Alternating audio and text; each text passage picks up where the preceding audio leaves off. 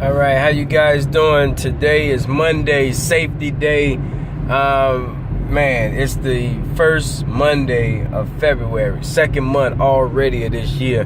And man, time waits on none of us. We all have 86,400 seconds a day, 31.5 million seconds a year. What do you do with your seconds matter? All right. Want to shoot this video, stuck in major traffic here. This is just the beginning going down to Atlanta from northern Georgia. But let me just say, man, I am a changed Cy Smith as a result of going to New Orleans this weekend. Now, for many people, I don't know if we take assessment on how travel impacts our way of thinking. But I want to do this video to talk about the impact this weekend had in my whole 42-year perspective, right? Now, first and foremost, let me just say, I've been working with New Orleans for over 10 years, and that work has been remote. As a matter of fact, one of our strong sisters in Chicago, where she's in Loud, she know who she is. She donated over $100 to a 2-year-old that was shot to death. AK-47 split her head open and killed her inside of the projects down there in New Orleans. And it was such a heartless act. And this was before Katrina. So this was over 10 years ago. And the fact that she got shot in the head was such a, getting shot anywhere is a problem, but shooting a person in the head, that's called the kill shot in the military when you go for the head. Not that it was intentional, but just the fact that this young girl was hit in her head was unacceptable. Totally unacceptable. It's unacceptable anyway. But anyway, this person in Loud donated the money because they didn't have enough money to bury the young person. As rich as New Orleans is, with its resources, all the major corporations, this person from suburban Illinois helped put the money up, and that's just showing you the work that we've been doing in New Orleans. I've never been down there until this weekend.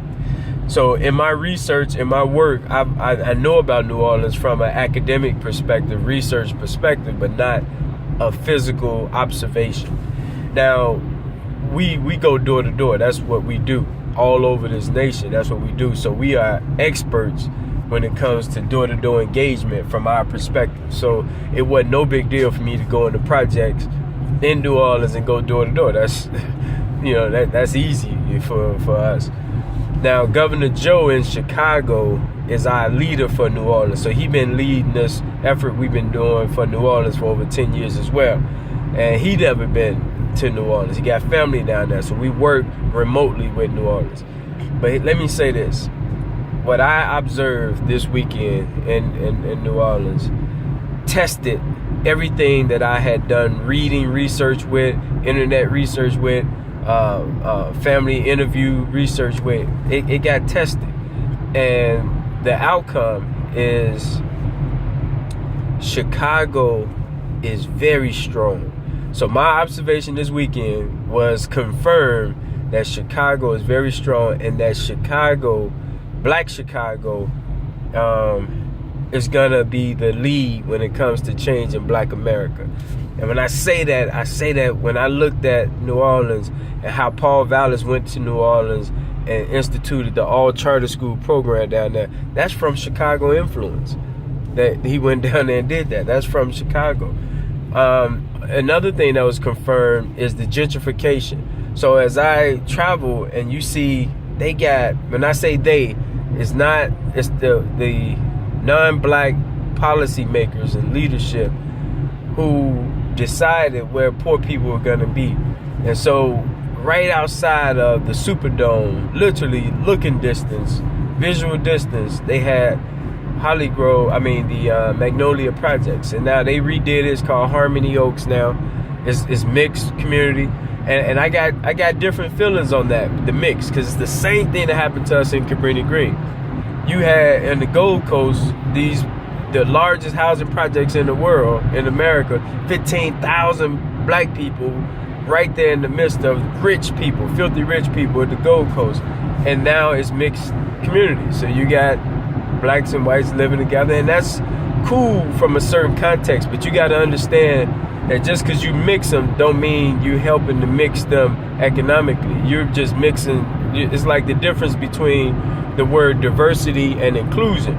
Diversity means you just have different people at the table, or you have different things at the table. Inclusion is when everyone at the table feel like they have a say-so in what the decision is.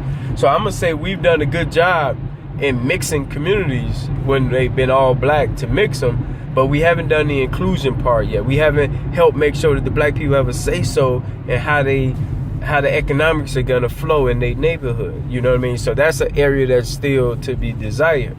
But let me go back to how I'm changed. I'm changed because I had a set of beliefs about New Orleans, and my beliefs were tested. Some were confirmed, some were not.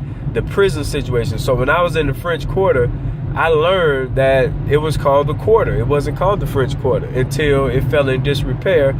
And they say one female from Spain, I guess she was from France, but she was in Spain. She paid for it to be remodeled, and she wanted to make sure that French was highlighted, and that's why they put the French on it.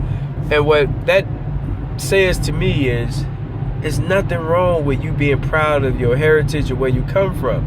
But unfortunately, the narrative in the world, unfortunately, is when we talk about African and black, is met with resistance. And it has some black people afraid to identify with their historical or ancestry connections. Like, you got people who rather go, and this just shows you how European centric it is.